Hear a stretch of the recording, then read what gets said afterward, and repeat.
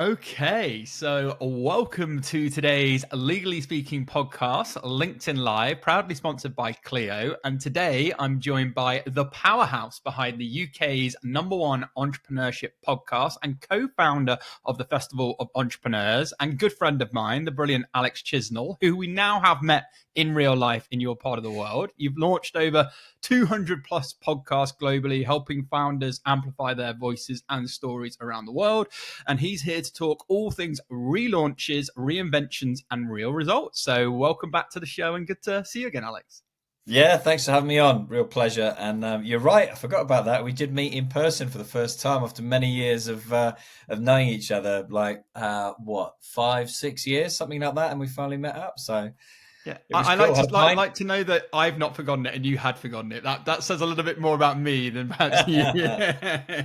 but let's talk about you. Let's talk about the relaunch of Screw It, Just Do It now. What made this the moment, the right one for you to do the relaunch? Good question. What was the right moment?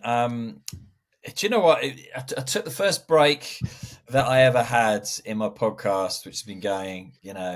First interviews were like 8.5 years ago now, which is crazy. And the only thing I regret is actually taking that break. Like it's only when you come back that you realize what you've missed. And for me, it like with you, I'm sure it's my most favorite thing to do. So seeing those episodes go live today.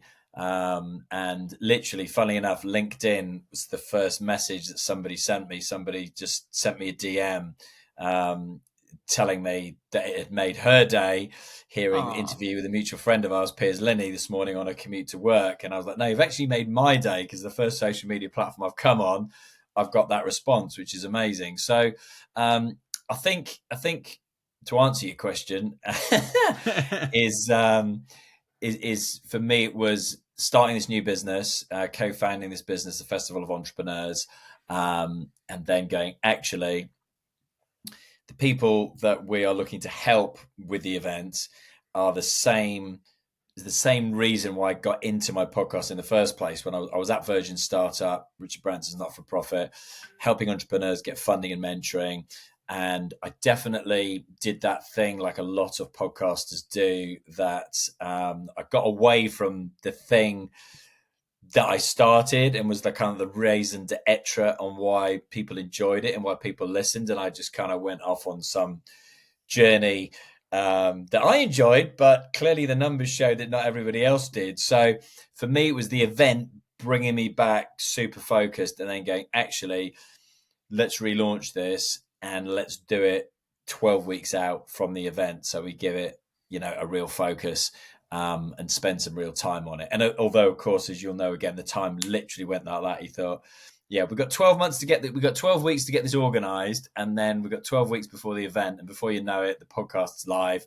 And, as always happens with these things, you think after doing 200 of these things, it would be, a walk in the park. But those things that are outside of your control, which is the technology, good old Apple didn't get the podcast live until 2 hours behind everybody else. So it was just, and I had to force that, so it's, you know what it's like anyway.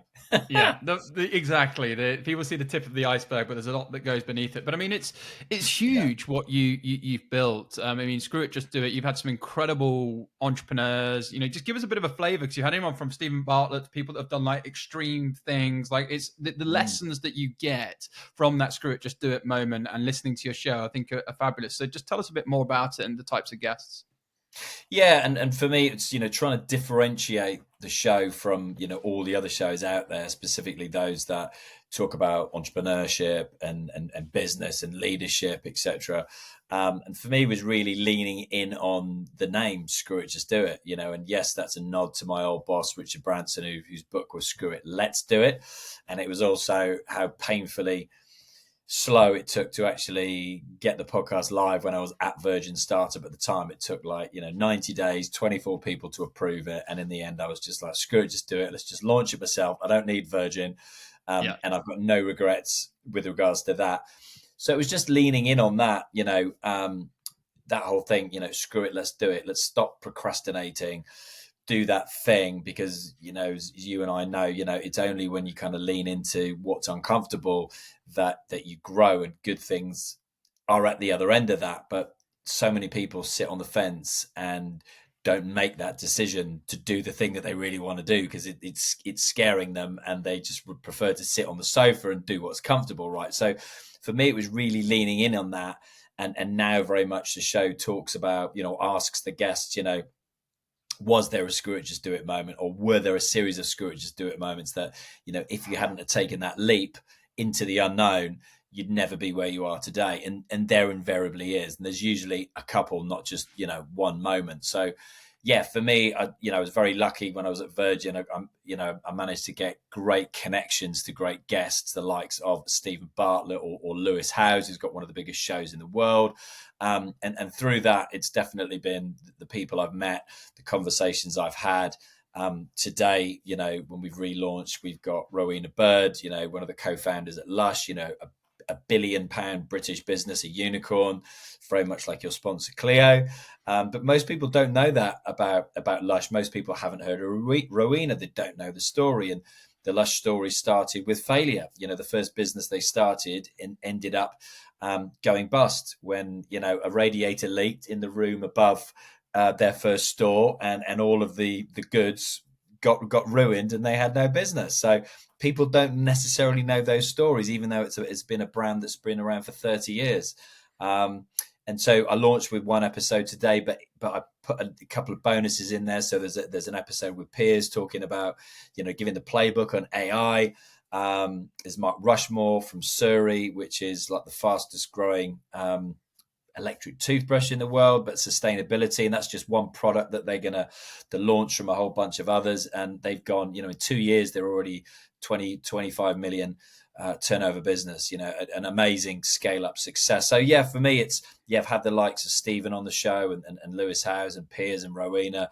But it's also those exciting stories of trying to capture, that next business that's on that trajectory. So I'm trying to mix it up with those kind of well-known or less well-known. Like I said, you might know Lush, but you might know not the story of Lush and the people behind Lush. And then it's like I say, like the Mark Rushmores, the Surreys that people don't know, that could be the next, big British business success stories. And that's why podcasting is so beautiful in my mind, isn't it? Because you can build a connection with your guest. You can bring out those stories. The listeners get to know a bit more, don't they? They get to connect with the human side of those founders, because some people may just see the headlines, see the $1 billion, the $1 million and everything else. And actually, no, there is a lot of sacrifice or work or strategy or failings or hardships. And I think you do a great job of bringing all of that out. And I'm getting very excited because it's not a million miles away. I want to talk now about sort of podcast platform, because I've also, with the Legally Speaking podcast, tried to move that also into putting on events. And just the other week we put on the Great Big Legal Offsite, where we had Titan, the 8-foot-high robot from Britain's Got Talent, the voice of the X Factors, the MC, Monster Truck, and did some collaboration with some great people in and around of legal. And sort of, it's amazing how you can take so many tentacles with a podcast and put it into different streams of media and community building. But why for you, how does this podcast relaunch align with the festivals of entrepreneurs, and why are you deciding to merge the world now? And tell us about Festival of Entrepreneurs, because you've got some incredible speakers lined up. Yeah, and I saw, I didn't even come up with it, but one of my team had put on the, every reel or piece of content that we got at the end, it says, follow, subscribe, join us live. And I was like, I wish I'd thought of that. That's so easy and catchy, but that's literally it. Follow the show on audio, subscribe on video, and then join us live. And it is that thing that, we met online when Clubhouse was a thing. And interestingly, prior to that, I was involved in an event called the Festival of Enterprise. So very similar to it was at the NEC in Birmingham as well. And my friend James Ashwood, who's the founder of this event, Festival of Entrepreneurs, was the founder of that event. It was year 3, the first podcast I ever made. I just started an agency, and I had this podcast, Screw It, Just Do It. And somebody introduced me to James, and I made the podcast for them. So there's a lot of symmetry with regards to that. And I helped them out at the time with getting some speakers for that event back in the day. And prior to that, I've been hosting some of my own live events with Virgin Startup. So Virgin Startup meetups, in Brighton, in London, in Bournemouth, in Manchester. But they were, a lot smaller than what we're putting on in October. They were like from, around 100, 150 people. And then I decided to put on an annual event like you've done. And we had like up to, I think it was like 280 people, then 350 people. And it was realizing that the magic was in connection. And it was, you've got this event that you would have once a year that's amazing, where people can connect. Yes, you could go there, you could get inspired, you can educate yourself on those who've been there before you, who have done the thing that you're trying to do. They've started the business, they've grown the business, they've scaled the business. But then it's like, what happens after the event? And people go away on cloud nine, and they've got reams of notes, and they might have a load of LinkedIn connections. Back in the day, it might have been a business card. And then nothing happens. People try and almost force community by going, I know, let's start a Facebook page or whatever it might be. But 99% of those things don't work. And it was only when my founder, business partner, James, said to me, the secret sauce that we've got with this is your podcast. And I was like, right. And he was like, because that's the thing that's going to keep people connected, because they're going to see the same speakers who they see at the event. They're then going to hear them on the podcast or see them on YouTube. And that's going to come out every week, or in our case, it's going to come out twice a week. It might come out more than that as we kind of ramp things up. So it is that combination of the physical and the digital, bringing those two together and giving people, a touch point. And also, we've just then decided, actually, we're going to go twice a year. We're going to go Olympia next May as well. We're going to do 2 events a year. So you're going to have London, and then you're going to have Birmingham. So, it was just that combination, really, I think. And again, as you said, we've got some amazing guests on the podcast, and a lot of them are going to be speaking at the event, and I'm trying to get as many of them as possible on the podcast. We've got the likes of Richard Harpin, who just brought his first book out. Is it 9 Steps to Making £1 billion? I think the book was called. He sold HomeServe for $4 billion, which is nuts. We've got Juliet Barrett, co-founder of Grenade. We've got Sir Liam Fox, former Secretary of State for International Trade. We've got Rowena, we've got Piers, we've got yourself, myself. We've got loads of people who've been there and done it in different niches. And I just think to go there and learn from those people, meet those people, shake their hands, get a photo with them, is going to be unbelievable. And then 5 to 10,000 entrepreneurs coming over the 2 days, meeting like-minded people is for me, that's where the magic happens. So I'm all about encouraging that, and as we say, kind of merging the physical and the digital is going to be a really cool thing, man. And I'm excited. And, you are only that one relationship away from changing your life, and you could meet them at this festival. Could be an entrepreneur who's had a similar challenge or a similar opportunity. And yeah, I love that you're combining the in-person with the digital as well. And I think that's such a smart way of doing it. And again, this just shows, doesn't it, the power of podcasting and the way that you can take it in so many directions that can be meaningful and valuable for your target audience. Obviously, something that's we're trying to work hard on the Legally Speaking podcast, and maybe a little bit of an exclusive, but we're now sort of doubling down on. We've been at a few events this year. We've been at Legal Tech Talk, which is the largest event in Europe, over 4,000 people. We did over 25 live interviews. We've been drip feeding that content out of the months. But paddle is the fastest growing sport in pretty much most places right now. So we're thinking of a podcast and paddle event we're working on that could be in a European destination coming very soon. Again, sort of mixing the fun with the interesting. My name down for that, because I played 2.5 hours of paddle on Saturday. I played 6 hours last week. I'm addicted to it. I love it. Yeah, and this is the thing, and so many clients and people in legal are playing it. Everyone can play it, so we're we're trying to be early and create that excitement, because it's also important as you build community, you keep things exciting, keep things fun, keep things interesting, and you're doing a good job of that. But I'd love to know a little bit more about your content strategy for the particular festival of entrepreneurs? Because you do have so many incredible voices, people that have gone from zero to scaling multi-billion dollar businesses. How do you curate the sort of 200 plus, however many speakers you've got, and keep it genuinely valuable rather than just a who's show? Yeah, and it's difficult, trying to put the agenda together. We've had a number of iterations, and we're not done yet either. But very soon, in the next couple of weeks, I need to tell people what day, what time they're speaking, what they're speaking about. It's a tricky one, but it's trying to work out what do people need, like our target audience, which we've identified as people who are doing between like 500,000 and 10 million in their business and want to be the next, like Surrey, for example. They want to get to 25 million, or they want to get, sky's the limit. They want to do what Lush have done and in 30 years be £1 billion company. But it's and we know by that being our target market, we're equally going to get a lot of people who are before that, who are aspiring to get to that stage. Goes without reason, right? So looking at that target market and literally going, what do they need to get them to where they want to be?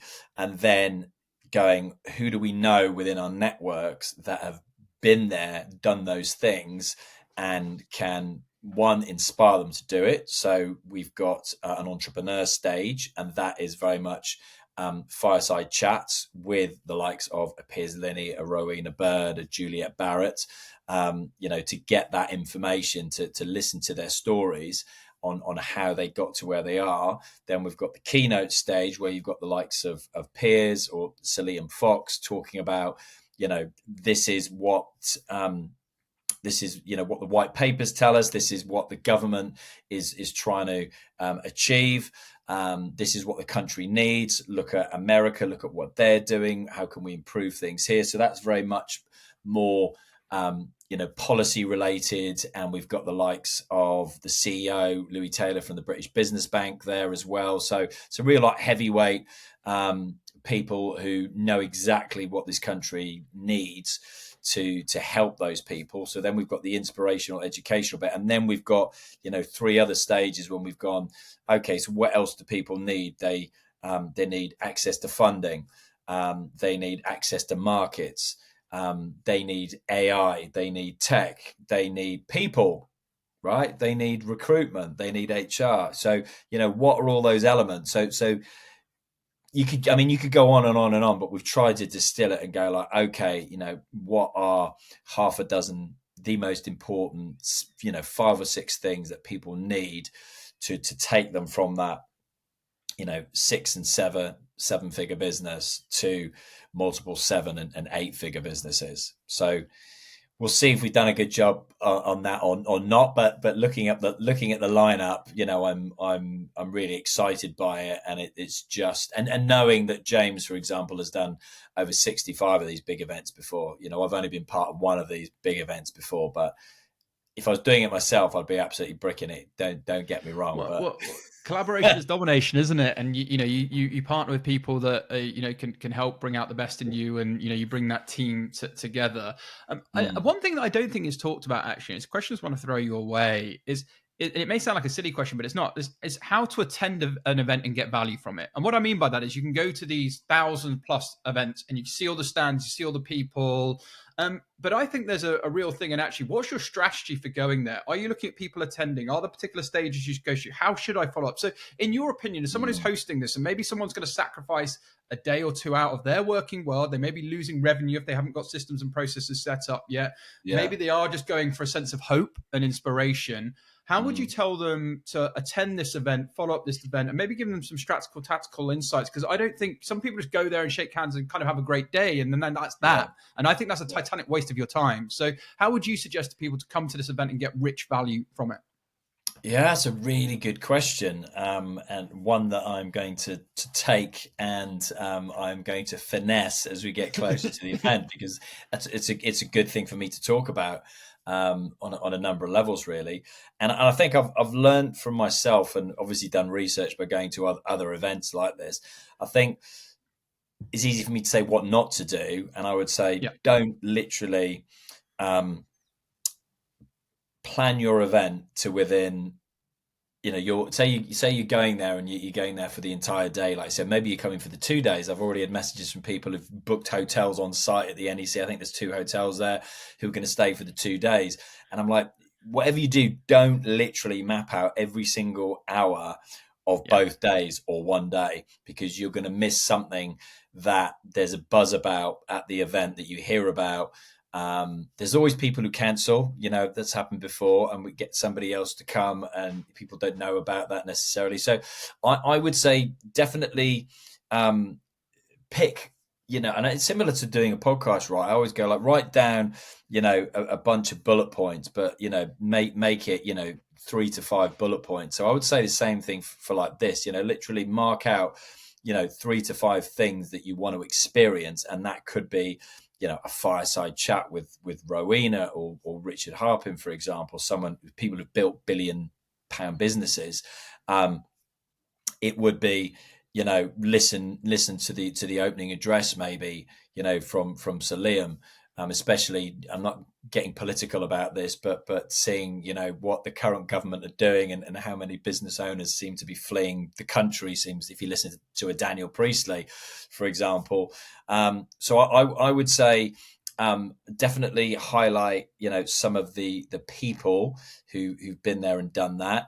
I would think about, what are you lacking in your business? What do you think?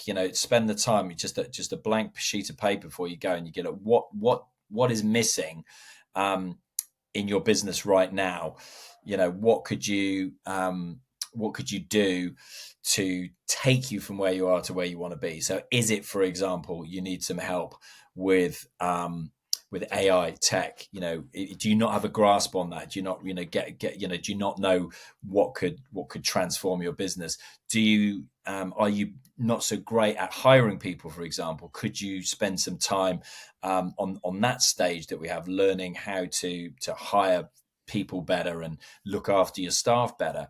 So, and also maybe think about, who in that lineup is where you want to be, who's done that with their business. Because whether you're in a, I don't know, for example, a legal business, and you look at a Piers Linney, for example, or is it in a product business? We've got a number of different people, like a Juliet Barrett from Grenade, who's done that with, in the FMCG space, something like that. So, but I would also build out time just to wander around and soak it up. And that's when I'd say my best piece of advice I'd give is, don't be afraid, or do that thing that you're most afraid of, which is walk up to somebody who's looking equally shy and not speaking to anyone, and literally just walk up and say, "Hi, I'm Alex from Screw It, Just Do It. Where have you come from and what are you doing here? Who have you come to see here?" Because that will make somebody's day, but or could also make your day. And it could be that one person. I remember putting on those Virgin Startup events and people telling me they met that one person at that event, but they wouldn't have met that one person if they were that person who's cradling the lukewarm coffee, having a conversation with a brick wall in the corner. And it is just doing that thing that's uncomfortable again, because I get it. You go there, it's going to be busy. There's going to be lots of people there. But if you actually look around and spend time, there's going to be a lot of people who've come on their own. And like you say, they've taken the day out from their business. It's probably costing them money to do that as well. But have that conversation. Don't be afraid just to walk up and introduce yourself to somebody. And it's so true, isn't it? 'Cause it's a day of working on your business. So you want to grow your network, your contacts, the relationships, whatever it may be. And like you said, going there and just putting yourself out of your comfort zone, if it doesn't come naturally to you, you'll get so much richer for it, and you'll feel so much better for it, and you'll come away sort of revived. I have absolutely no doubt about it. And as I say, I'm really looking forward to what's in store. I guess while we have you, given you're a podcast pro and you've launched tons and helped people do super great things when it comes to all things podcasts and building brands. I mean, it's something I'm more verbose about now in terms of the leagues being podcast, that we were brave way back when to say take a punt on it and to get it to where it is today. Obviously, with your help and support on the early days with your team as well, top 1% ranked. We are sponsored by Clio exclusively, and we've done that since 2021 and worked very hard day and night on the show to deliver value for the community. But you talk a lot about podcasting as a brand building tool. How do you see it evolving in 2025 and beyond, given everything that's going on in the world? Because I get the impression you can't keep doing the same thing over and over again because we are on so many moving parts. Other things people should be thinking about if they're thinking of launching a podcast now, with where things are going with AI and tools and everything else. Yeah, I still think I'm bullish. I still think we're nowhere near the top of the wave when it comes to podcasting. I think there was almost like a false dawn during lockdown when millions of people, literally millions of people, started a podcast. But the stats will show you that over 80% of those people quit. They are no longer making podcasts. And I've forgotten the exact stat, but in the last 30 days, something like only 16% of the 4 or 5 million podcasts out there have created new content. So that tells you it's not an easy thing to do. We get that. Like I say, I thought we'd done everything to get my podcast live, and then I'm looking at it and going, but it's not on Apple. Apple is still showing last year's episodes. And then you go there, and for whatever reason at Apple, it had stalled, and I had to force to refresh the RSS feed. For those who know that, you literally, it's like jump starting a car. You literally just put the jump leads on it, boom, and you've got some power, and the fuel starts coming through, right? Well, I had to do the same thing, but if I didn't know what I didn't know, I wouldn't have known to go there to check it. You just think, the technology would look after it. So, it's yes, it's not the easiest thing in the world to get started with. It can be as easy as picking up one of these, and recording a conversation with somebody. Would I recommend doing that? No, I wouldn't, but I'd recommend doing it for a practice. There's, you can use the phone you already own and the free apps within the phone that you have to record a podcast. But I would, recommend, you can still look at like a Tim Ferriss. You can literally, he prides himself on the fact that he spends, like $150 on his kit because he takes it all around the world traveling. And you'll know, having traveled with your podcast now as well, and the people that you've met on your journey, it is the most amazing tool for you as a personal brand, as the face of your business. If you have a business, or if you are, C-suite, if you are ambitious in your career, it's a fantastic tool to have. A coach, etc., anything like that. It's a great lead generation tool. So I don't think we're anywhere near the top of that wave. I think, if it's something that you're thinking about, again, don't put it off. Just do it. Again, like anything in life, I think what's the worst that can happen? If it's not going to kill you, try it. It might be for you. It might not be for you. You can go video like we are now. You can go just audio. But I think it is getting easier. It's getting harder as the agency owner of a podcast, because the technology is catching up and making it easier and cheaper for people to do this themselves, or to employ freelancers and contractors to do it themselves. And the tools that are coming out, we're using something called Riverside today. The AI in there is amazing. It creates those, social media clips for you. It optimizes the audio and the sound recording. So, it's never been a better time, I think, to start a podcast, because, when I started back in 2017, I had to actually explain to people what a podcast was for a couple of years. Don't have to do that now, so it's pros and cons of both. But I just think, again, if it's something that you're thinking of doing, do it sooner rather than later. Give yourself 90 days, like I do with any project in my life. Like, give yourself 90 days. So you should be launching. If you're thinking about it now, launch it in the autumn, launch it in October, November, right? Get started, start now, get perfect later. It's that thing, learn on the fly. When I started my podcast, 1 episode, 2 downloads in 7 days, but I built that to 60,000 downloads. That's, Premiership football. I'm not boasting. I'm just saying it's nuts when I think about it. That's a Premiership football stadium, everybody rocking up, turning up once a week to support their team. And it's like, if I did that once, why can't I do that again? Why can't anyone do that again? I started with 2 downloads, like I said, in 7 days. So for me, all I'm doing is showing you that anybody can do it. The technology's there. It's a great tool um, to network with people, to reach out to people. That's why I started, to have conversations with people that I wouldn't normally be able to get in a room with, the likes of a Lord Billamori, a Cobra Beer founder, the likes of a Piers Lenny from Dragon's Den, etc. That's enabled me to do that. So if that's something that would help you to do that, again, if you're not a natural networker, which I'm not, believe me or not, then podcast is a great tool to do that. So yeah, for me, personal branding, networking, building your business, all of these things are valid reasons. Lead generation, for starting your business. Why wouldn't you want to do it? Why wouldn't you want to do it, indeed? And you've done a tremendous job. And as you say, you started and done some great work. Obviously, Virgin Startup. Then you've gone on to work with global brands, startups, Love Island people. Who knows? A whole host of things you've done over the years. It's been pretty impressive. And obviously now looking forward to the Festival of Entrepreneurs and of course the relaunch of Screw It, Just Do It. Very exciting times. Before we wrap up, anything you'd like to say about the podcast or the Festivals of Entrepreneurs that we've not covered that people should know about before we close? Yeah, I'd just say, wherever you get your podcasts, if you want to hear stories like how Rowena Bird helped build a £1 billion British brand in Lush, then just search Screw It, Just Do It wherever you get your podcast, be that, Apple, Spotify, YouTube. You can listen to it. You can watch it. There's a back catalogue of 560 episodes. Call to action, I would say, Festival Entrepreneurs, go to the website, festivaloventrepreneurs.co.uk. We've got limited 2-day passes, which are all free for you to register to get your pass there.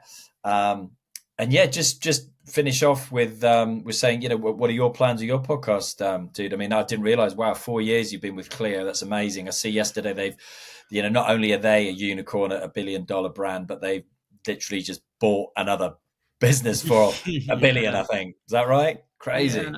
And I think it's still getting started, the legal tech space. So it's very exciting. Yeah, I think the Legally Speaking podcast, we're going to stay true to our roots. And as you know, we're all around legal careers, inspiration. And so everything we're touching on, because the world of law is being disrupted by technology very heavily. And that's where exciting businesses like Clio and the ones they're acquiring and others out there, we're getting some incredible stories from these legal tech startup entrepreneurs. And we're also getting stories of people that are running traditional law firms now and the challenges they're having to face to sort of develop and change and mold into new ways of working to make sure that they're fit for purpose. So yeah, we're still going to stay very focused in and around legal careers with all the offshoots that go with that, with technology and culture, well-being, and a whole host of things. We've got a current series out at the moment with Legal Tech Talk, which is again interviewing some of the brightest and sharpest minds from that 4,000 plus strong conference, which was great. We're going to be out in Boston later this year for Clio's flagship Clio Cloud conference. We might be doing something with a well-known automotive brand very, very soon as part of a fun track day with the show. I've teased out potentially something with Paddle. So we're going to keep going in different directions. We're going to do another great big legal offsite, another event we did this year. That'll be next year, working on that behind the scenes. So going to keep trying to, as we say, inspire legal minds, transform legal futures, but having a heck of a lot of fun along the way. And, LinkedIn's been huge for us as well. And we're grateful for that. And we've been able to connect and do multi-collaboration. So yeah, we're going to keep pushing to be the number one legal media brand in the world. And obviously that's our ambition to do that, but whilst delivering value along the way. So very exciting times. But as I say, it's been a pleasure, Alex, hosting you and all the great things that you're doing. Festival Entrepreneurs, do come and check it out. I think it's a great opportunity to meet some incredible voices. I'm very honored to be speaking there, but I'm very excited also to get the chance to meet so many incredible people that are going to be in the room that have just got so much wisdom to openly and freely share with you. There's not many events that you get that opportunity to do that. So super excited. October's just around the corner. Definitely go and check out Alex's podcast as well. Screw It, Just Do It, available everywhere. Big fan of the show. And listen back to some of the earlier episodes because there's some really great content there that will give you a good flavor for what to expect. But for now, I guess, Alex, from all of us on the Legally Speaking podcast, thanks so much for joining us once again. Thanks for all your support over the years. But for now, over and out. Thanks a lot.